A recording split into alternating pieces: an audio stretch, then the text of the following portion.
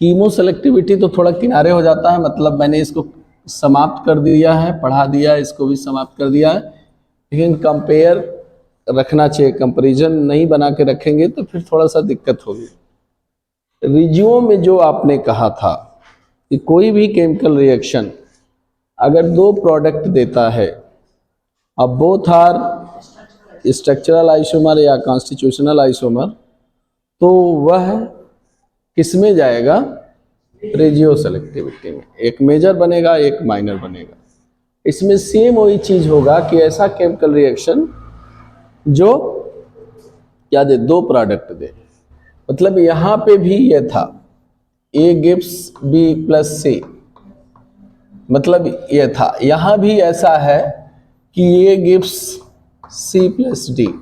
अंतर केवल इतने हैं कि B एंड C जो होंगे ये स्ट्रक्चरल आइसोमर होने चाहिए, और ये C एंड D जो हो इन्हें हम स्टीरियो आइसोमर होने चाहिए। कहने का मतलब हमारे ये था। और इसमें क्या था?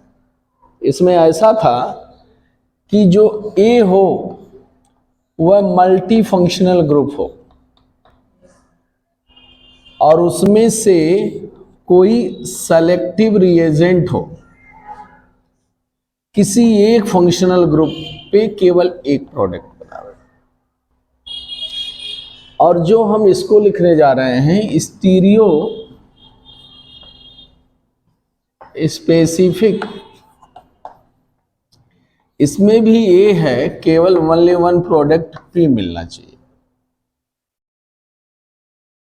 लेकिन अंतर क्या है यहाँ पे इसमें और इसके प्रोडक्ट में, दोनों में, कि यहाँ मल्टी फंक्शनल ग्रुप है, यहाँ पे ऐसा नहीं है, नो मल्टी फंक्शनल ग्रुप। पहला सर, यहाँ पर क्या था? प्रोडक्ट एक था लेकिन वह स्टीरियो आइसोमर नहीं था। लेकिन यहां जो मिलना चाहिए वह क्या मिलना चाहिए? स्टीरियो आइसोमर होना चाहिए। और इतना जरूर है कि यहां पर जो रिएक्टेंट हो, जैसे अगर उसका कॉन्फ़िगरेशन R हो तो दूसरा वाला क्या हो? S हो। इसका मतलब एक दूसरे के क्या होने चाहिए?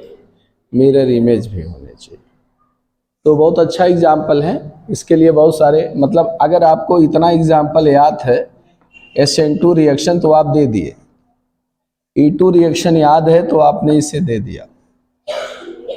बस इसमें जो सबस्ट्रेट है यहां पर वह कैसा होना चाहिए? ये भी स्टीरियोजेनिक या स्टीरियो आइसोमेरिक होना चाहिए। और यहां पे there is no matter of stereogenic or stereoisomeric. अब तो सब खत्म हो गया, कुछ बताने की जरूरत नहीं है, बस केवल ढूंढना है कि हम कैसे उसको पकड़ लें। बात इसकी हमारे सामने हो रही है स्टीरियो सेलेक्टिविटी की, कि स्टीरियो सेलेक्टिविटी किसे कहेंगे। तो ऐसा केमिकल रिएक्शन जो under treatment with any reagent gives stereoisomers called stereoselective reaction and process या phenomenon is known as stereoselectivity. लिखवाने की कोई ज़रूरत है नहीं उतना।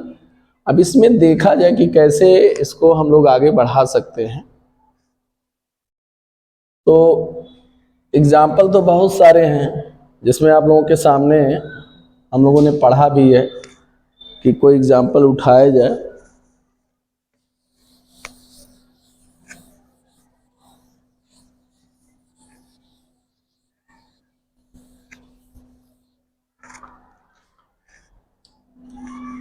जैसे सपोज दैट कि एक एग्जाम्पल यही है, मान लीजिए जिसको हम साइक्लोहेक्सिल भी ले सकते थे।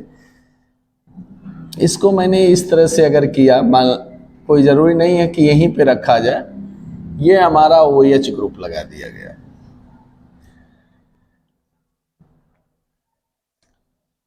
लगाने के बाद इसका ट्रीटमेंट हम किसी भी एसिड कैटालिस्ट के साथ कर दिए।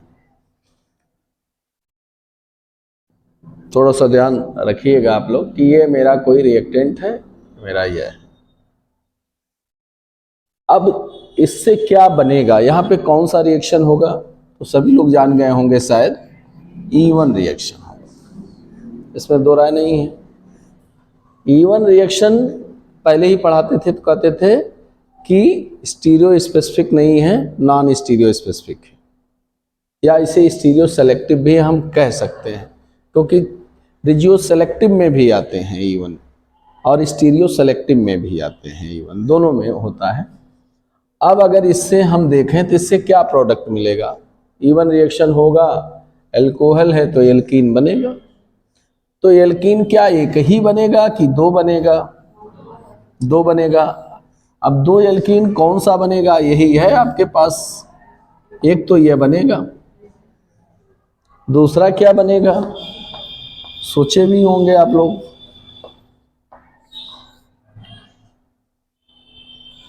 मान लिया जाए इस तरह से हमने बनाया, यहां पे ये लगा दिया, ये न होगा? थोड़ा सा जगह ले लें हम। कार्बन की संख्या कितनी है? 1 2 3 4। इसमें कितनी है? 1 2 3। इसमें कितनी है? 1 2 3। इसमें 1 2 3। कार्बन की संख्या में कोई चेंज? इसमें चेंज दिख रहा, किसको समझ में नहीं आ रहा होगा? नहीं आ रहा है? आ जाएगा। जैसे अब इसको हम लिखें C डबल बॉन्ड C, यह है, यहां पर हम इसको इस तरह से कर दें, यहां पे भी हम क्या लिख सकते हैं? C डबल बॉन्ड C, यहां पर हम इस तरह से कर दें, कोई दिक्कत नहीं है। हम यहां पर pH ले सकते हैं किसी तरह से, जैसे चाहे वैसे बना सकते हैं, और एक EH ले सकते हैं। यहां पे क्या ले सकते हैं? हो सकता है CH3 ले सकते हैं, H ले सकते हैं। यहां पे क्या ले सकते हैं? pH है ही है, मतलब आप लोग ऐसे ही सोचना चाहिए कि ऐसे बने हमारा, यहाँ पे H है, यहाँ पे H कर दें, यहाँ पे CH3 कर दें।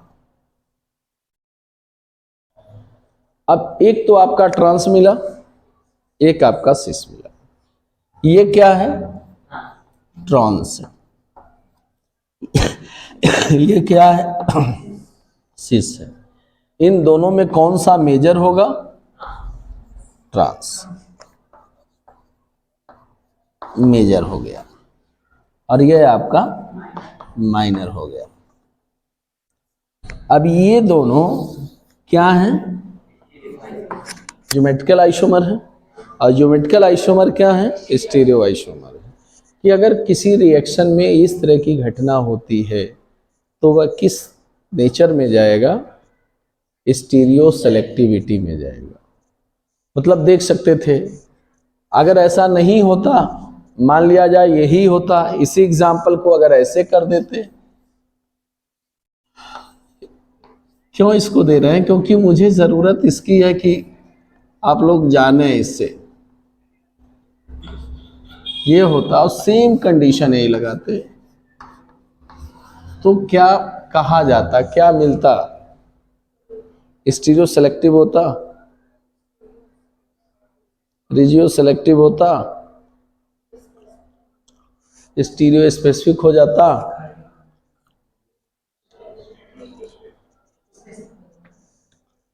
क्यों नहीं होता? स्टीरियो आइसोमर नहीं बनता।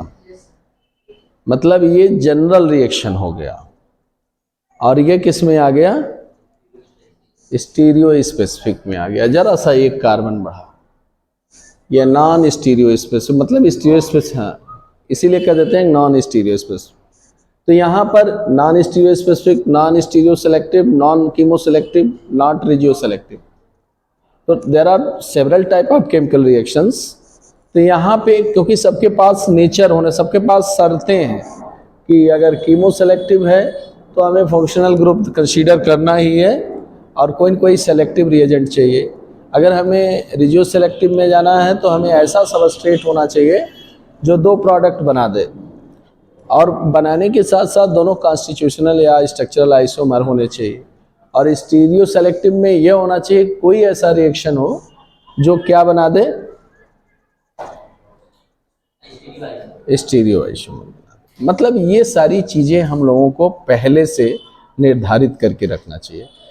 इसके अलावा अगर देखा जाए, ये इसको हम हटाते हैं, एक एग्जांपल और देते हैं इस पे, देखें क्या होता है।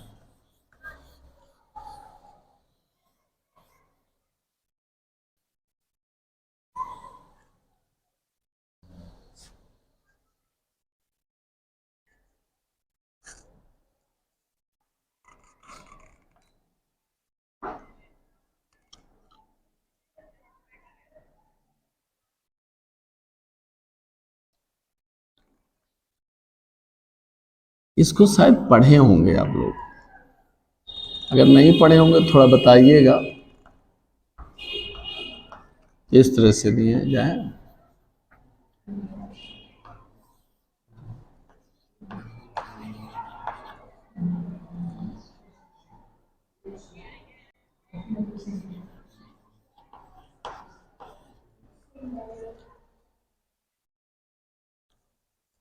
क्या मिलेगा यहाँ पे, ये किस टाइप का रिएक्शन है, पढ़ा हुआ है MSc.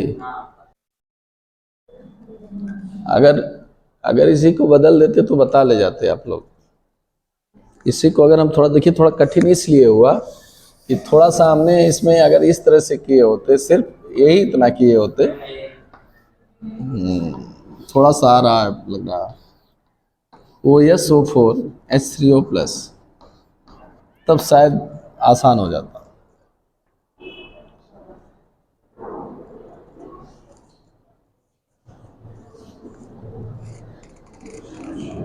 osmium tetraoxide in presence of H3O+ undergo synhydroxylation। synhydroxylation यही नहीं, इसके अलावा अगर ये दिया होता 1% एल्कलाइन KMnO4, जिसे बेयर रिएजेंट कहते हैं,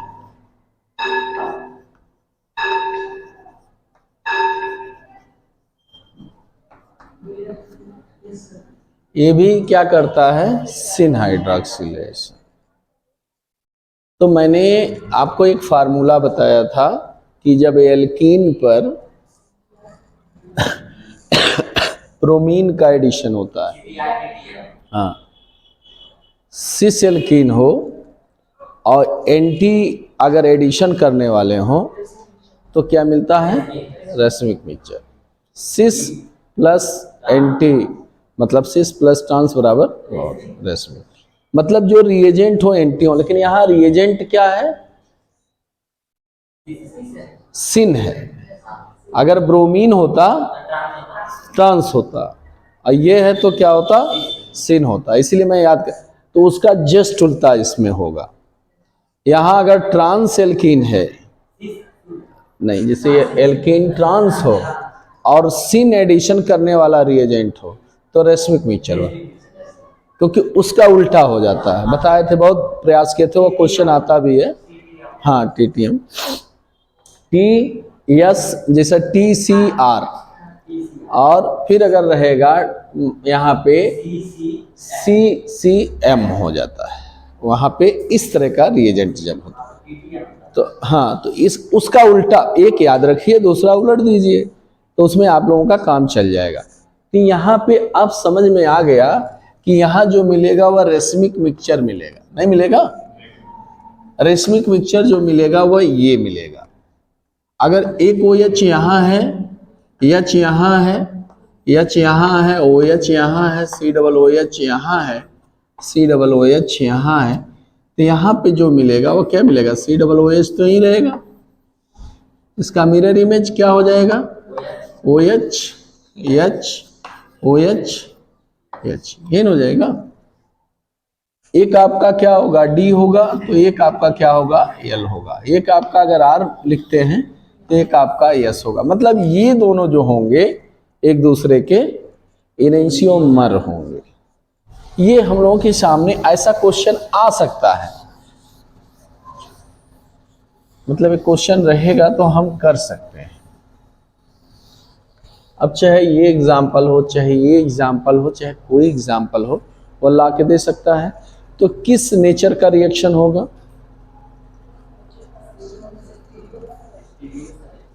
स्टीरियो सेलेक्टिव, स्पेसिफिक नहीं होगा। यहाँ सिलेक्शन हो रहा है, सिलेक्शन करने का मतलब एक ए भी बनेगा, दूसरा ए भी बन सकता है। इसलिए क्योंकि दो प्रोडक्ट मिलने चाहिए, दोनों एक दूसरे के स्टीरियो आइसोमर होने चाहिए। लेकिन बाई द वे अगर कहीं पे आपको इसी पर ब्रोमीन हम डाल देते, Br2 डाल दिया मैंने, तो मीजो मिलते हैं स्टीरियो स्पेसिफिक, क्योंकि एक स्टीरियो आइसोमर होता है मीजो अपने आप में, optically inactive but stereo isomer. तो एक आपको एक ही मिलता, दो प्रोडक्ट उससे नहीं मिल पाते। तो इसमें बहुत सारे ऐसे एग्जाम्पल हैं कि जिसको आप कर सकते हैं बिना देखे। इसको करेंगे तो नहीं कर ले जाएंगे, कर ले जाएंगे, बना ले जाएंगे, सेम उसी तरह से हो जाए। और इसी में अगर हम इसी को फ्यूमेरिक एसिड के जगह पर मलेइक एसिड ले लें और ब्रोमीन डाल दें, दो प्रोडक्ट रेसमिक मिक्सचर मिलेगा, स्टीरियो स्पेसिफिक में चला जाएगा, स्टीरियो सेलेक्टिव में। और वहीं पे उलट दें, उसका उल्टा कर दें, दो प्रोडक्ट मिले, दोनों एक दूसरे के स्टीरियो आइसोमर हो तो स्टीरियो सेलेक्टिव। एक प्रोडक्ट मिले स्टीरियो आइसोमर हो तो उसे हम स्टीरियो स्पेसिफिक कह देते हैं। मतलब अगर हम इसको पढ़ें तो वह हमारा तैयार हो जाएगा। यहाँ पर किस टाइप का रिएक्शन होगा, स्टीरियो स्पेसिफिक कि स्टीरियो सेलेक्टिव कि रिजियो सेलेक्टिव कि नन? स्टीरियो सेलेक्टिव, सेम वही एग्जाम्पल। हाँ, बस इसके जगह पर यहाँ पे CH3 है, ये इतना अंतर है, कुछ करना ही नहीं है। तब इसमें और ज़्यादा बताने की कोई ज़रूरत नहीं है, वैसे समझ गए आप लोग, फटाफट हमको निकाल देना था, क्लियर हो जाए जिससे।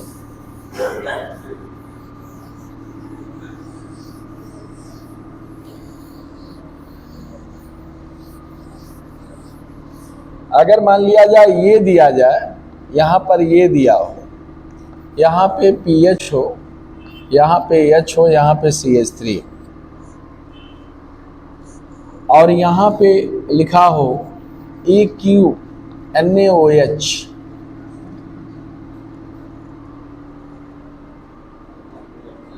रिएक्शन क्या है? जैसे यहाँ तो जान गए, यहाँ पे हाइड्रोक्सिलेशन, यहाँ पे क्या है?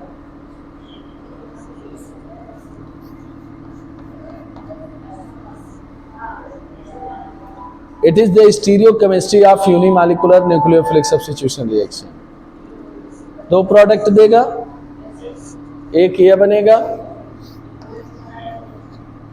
जो जहां है वैसे रहेगा, दूसरा ये बनेगा। सब पढ़ाए हुए हैं।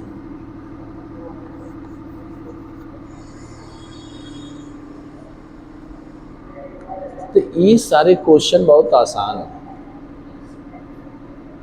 और आपको लिखने के लिए आ जाए, पूछ ले तो आपको छूटना नहीं चाहिए। हाइड्रोलाइज करके कोई भी दे सकता है। तो एक दिमाग में फेथ बनाइए कि E1 और SN1 स्टीरियो सेलेक्टिविटी शो करेंगे अगर उनका लगभग सबस्ट्रेट कैसा हो, स्टीरियोजेनिक हो।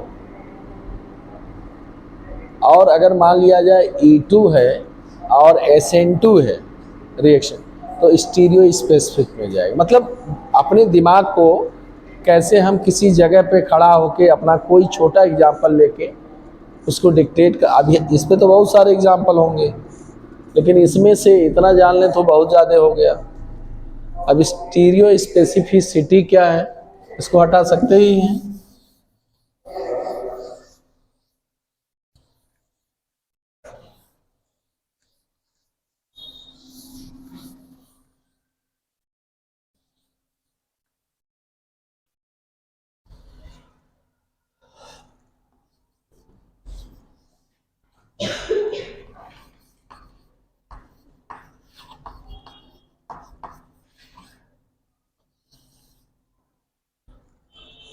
इसको डिफाइन कैसे करेंगे?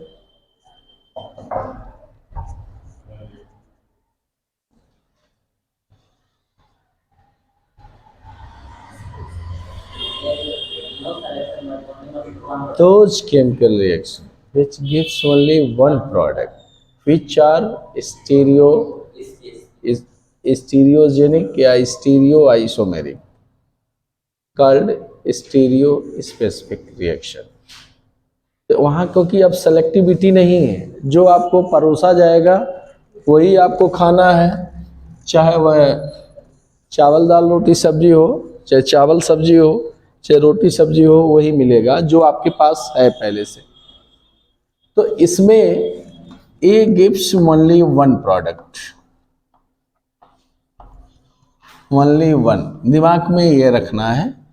और वह कैसा हो, स्टीरियोजेनिक हो या स्टीरियो आइसोमेरिक हो।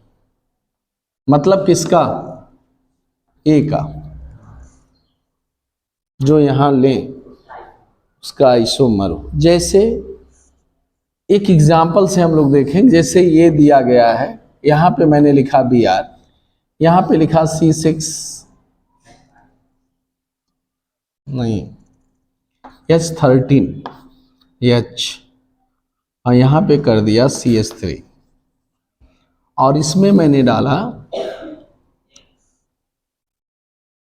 NaOH और एसीटोन।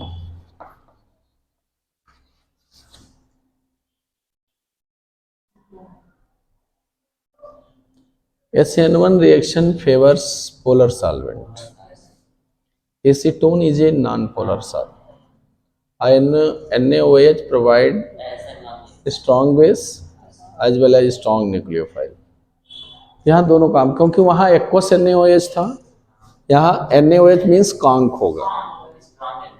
हाँ, मतलब कॉन्क NaOH हो और एसीटोन हो, तो उसके प्रेजेंस में होगा क्या? कौन सा रिएक्शन?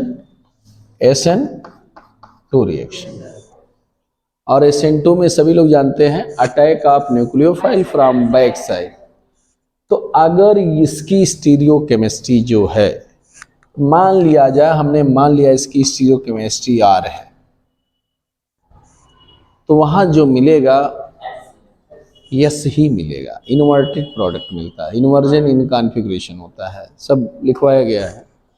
तो यहाँ पे ये मिलेगा C6H13 HCH3। इसका नाम क्या होगा?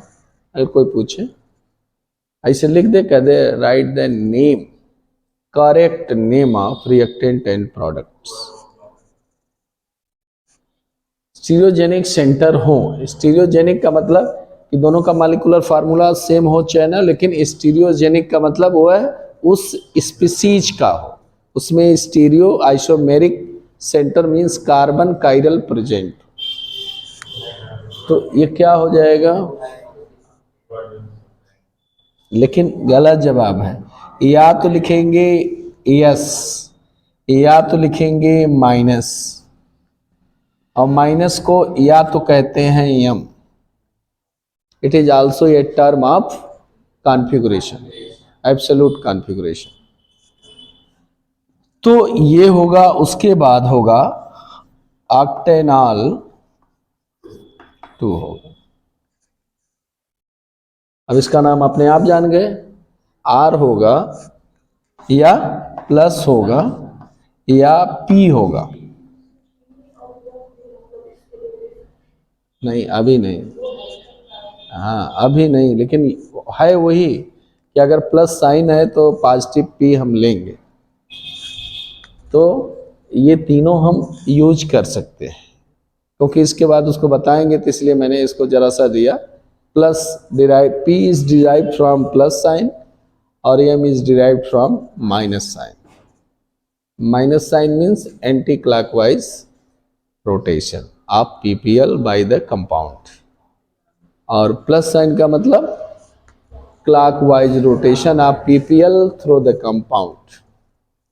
तो ये सारी चीजें हम लोगों के लिए हैं कि मानो हम कैसे जानेंगे कि ये क्या होगा, 2 ब्रोमो ऑक्टेन, इन होगा 2 ब्रोमो ऑक्टेन। तो इस तरह से भी हम निकाल सकते हैं, लेकिन एक मैं दे रहा हूं, देखते हैं कर पाते हैं कि नहीं आप लोग।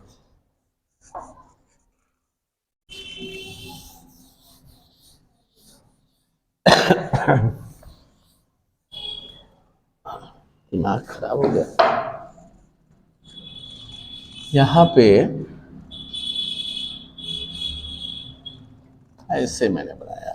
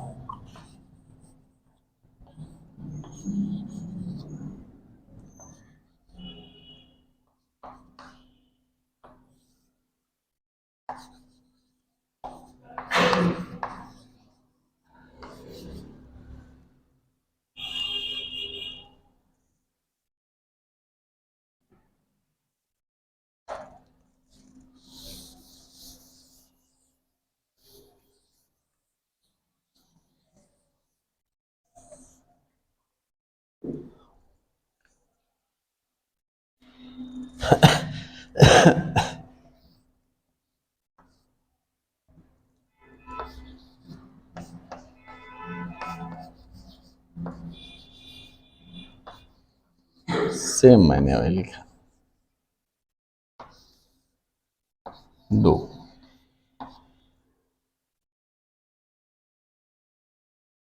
रिएक्शन दे दिया, एक रिएक्शन ए दे दिया, एक रिएक्शन बी दे दिया। पूछ लेगा reaction A and B,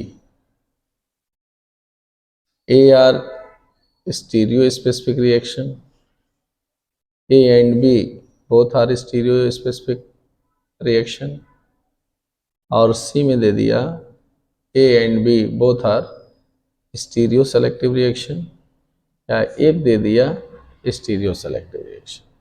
4 option कर देगा।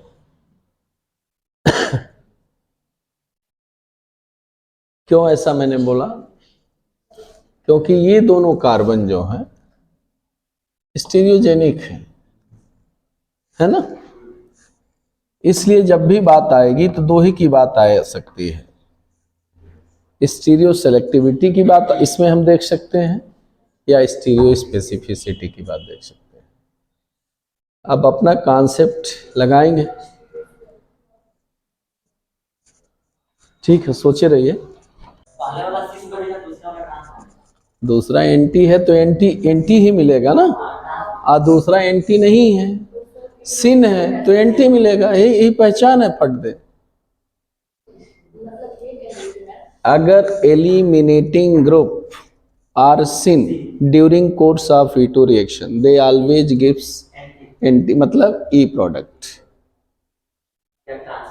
या ट्रांसप्रोडक्ट। बता तो रहे हैं कि अगर HI दोनों कैसे हो, सेम साइड सिन साइड में हो, और E2 एलिमिनेशन हो, E2 हो, और सिन एलिमिनेटिंग एटम हो,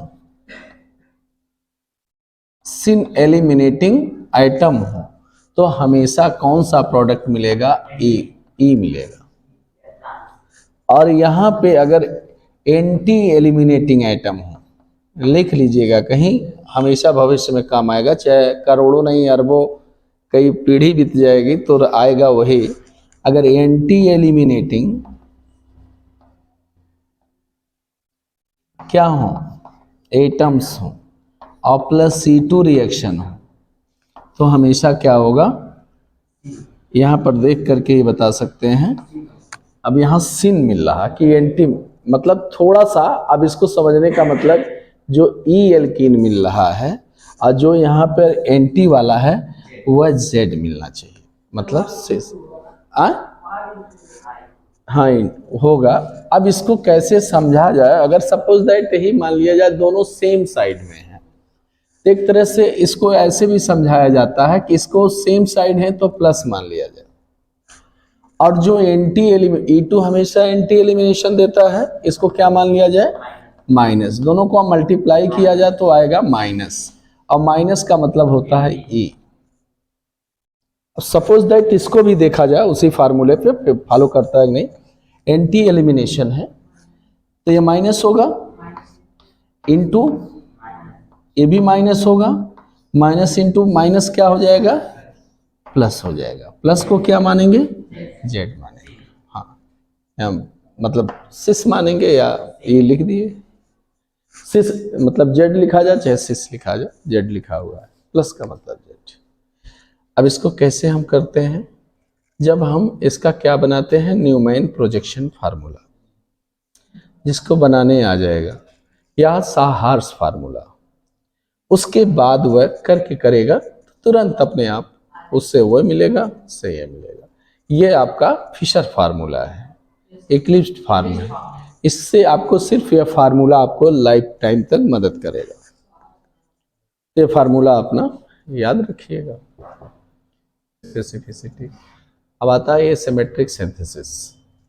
उसमें हम आपको बता दें इसे इन जनरल, एसिमेट्रिक सिंथेसिस का मतलब ही नाम से ही पता चल जा रहा है कि एसिमेट्रिक कंपाउंड का फॉर्मेशन, मतलब formation of optically active compound from optically inactive compound with or without